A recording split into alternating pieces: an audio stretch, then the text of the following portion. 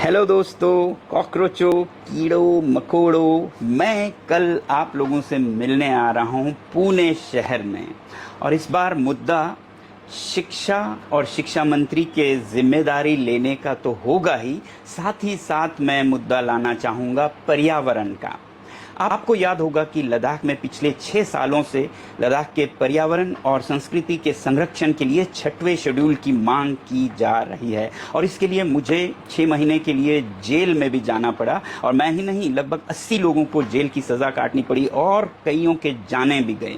मगर हाल में हमें एक आशा की किरण तब दिखी जब हमें जेल से छोड़ा गया, जो कि कहा जाता है कि सुप्रीम कोर्ट में केस हारने के डर से नहीं, बल्कि इसलिए किया गया, जैसा उनके ऑर्डर में लिखा था, कि इससे लद्दाख में और सरकार में एक परस्पर विश्वास का माहौल बने, ताकि मीनिंगफुल कंस्ट्रक्टिव डायलॉग हों।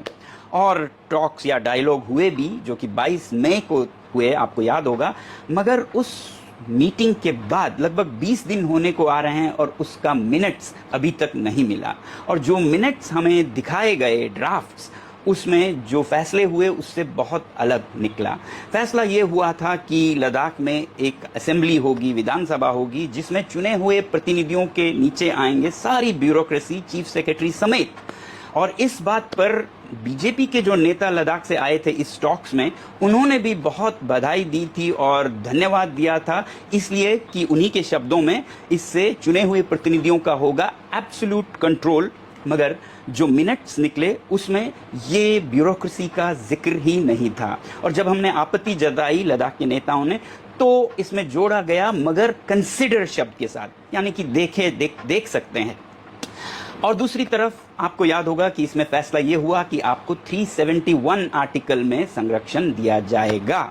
और 371 के बहुत से रूप हैं, A, B, C, D, I तक, और कुछ बहुत मजबूत हैं, कुछ है ही नहीं, बहुत ही कमज़ोर हैं।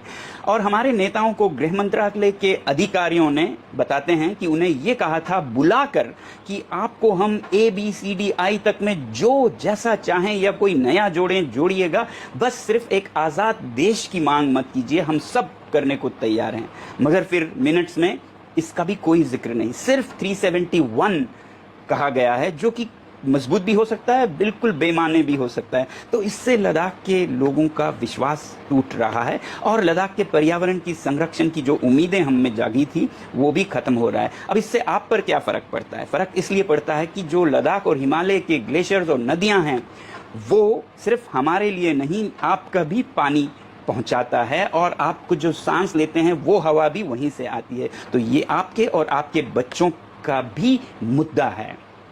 और इससे भी मुद्दा बड़ा है, वो है विश्वास का, ट्रस्ट का। अगर लोगों को इस तरह से विश्वास तोड़ दिया जाए, सिर्फ इस मीटिंग के कारण नहीं, ये जो मुद्दा था 6वें शेड्यूल में संरक्षण का, वो 2019 और 20 में इलेक्शन मैनिफेस्टो में लिखित में वादे किए गए थे कि हम आपको देंगे इस इलेक्शन के बाद।